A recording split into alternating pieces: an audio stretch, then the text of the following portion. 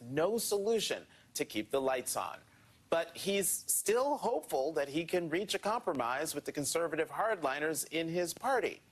On Friday, McCarthy told reporters the House will most likely hold its next vote on Tuesday, this time on a series of appropriations bills. The Speaker seems to be suffering from a case of blind optimism here. 5 far-right members have already blocked a measure to start a debate on a key military funding bill twice, demanding even more spending cuts.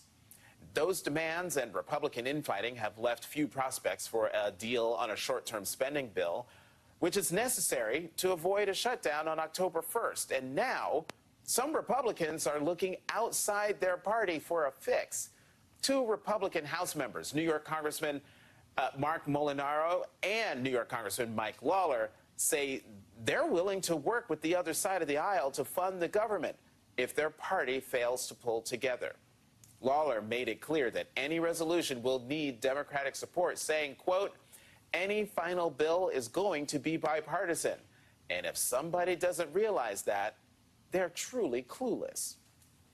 Joining me now is Democratic Congresswoman Jennifer McClellan of Virginia. Congresswoman, welcome back to the show. Your colleague, Republican colleague, Congressman Lawler, is right. It's going to have to be bipartisan. So why is there so much cluelessness on the other side of that aisle? Well, I think they showed us on day one of Congress that they're a little challenged with math, and Speaker McCarthy in particular can't really count his votes. But with divided government, it's got to be bipartisan to pass. I mean, and it's ironic that the Speaker can't count, it seems, because he was the whip when Speaker Boehner was the Republican Speaker of the House. Do you see a path forward to avoiding a shutdown, a true path forward? Well, I think if the Speaker would work with the House Democrats, I mean, Senate Democrats and Republicans are working together on their bills. We are ready to work together. I think the American people expect us to work together. But that window is closing if McCarthy continues to give in to the extreme wing, the chaos wing of his caucus. How likely is it then, do you think, that you're going to end up voting not on a House-generated bill, but on a Senate-generated bill? I think it's very likely. I mean, they are moving forward, and, you know, the House Republicans are still in disarray and chaos. So we're ready to vote on whatever comes to the floor. So one of the threats hanging over Speaker McCarthy's head, which is why he's acting like this, is the threat of a motion to vacate, a threat that was actually made visible because somehow a copy of it was left in a House bathroom. If the far-right faction in the Speaker's Republican caucus does file a motion to vacate, do you think Democrats would be willing to help out Speaker McCarthy and provide the votes needed to defeat that motion to vacate? You know, we'll see. But we've seen every time that we make a deal with the Speaker, he goes back on his word. We saw that. He made a deal on what the spending levels would be when we passed the default bill. He's gone back on that. I think the ball is in his court to first reach out and say he's willing to work with Democrats, and then we'll discuss that. You know, there's a poll out from Axios that shows that more than half of American adults say that a federal government shutdown would affect them personally. Do you think this threat by Republicans will drive those same Americans to the polls and help Democrats retake the House? I think so, and the first test for that will be this November, and we saw in prior government shutdowns, most dramatically in 2013, that it did have an impact on the elections and driving people to the polls. Well, speaking of the polls, I mean, we're also focused on November 2024. Yes. But there are elections happening in November 2023, including in the Commonwealth of Virginia. Early voting has already started. How do you think the threat of a government shutdown or even a government shutdown will impact the Virginia legislative races? I think it will have an impact. Look, we've got over 170,000 federal employees in Virginia, over 130,000 active service military who will wonder where their next paycheck is coming from.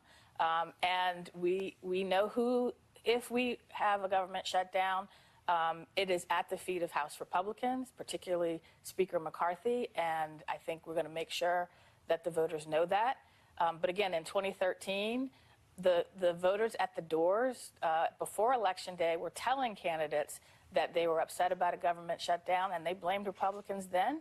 They're going to blame Republicans now. You know, Governor Youngkin, Virginia Governor Youngkin, has made it his mission, his priority, to flip the Virginia legislature, both chambers, in order to push through his agenda.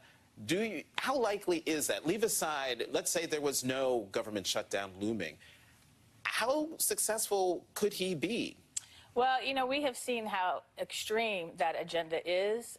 Earlier this January, when I was still in the state Senate, we saw Republican bills to ban abortion, to roll back progress on voting rights, on addressing climate change. They've shown us his extreme agenda, which is not popular with Virginians, and they're going to come out to the polls. Particularly, we do not want to ban an abortion on abortion. Virginia is the only state in the South that doesn't have a ban, and we're going to keep it that way. Okay, you anticipated my question, because yes. I was going to say that Virginia is the last holdout in the South when it comes to abortion rights. There's no wavering on that among the electorate.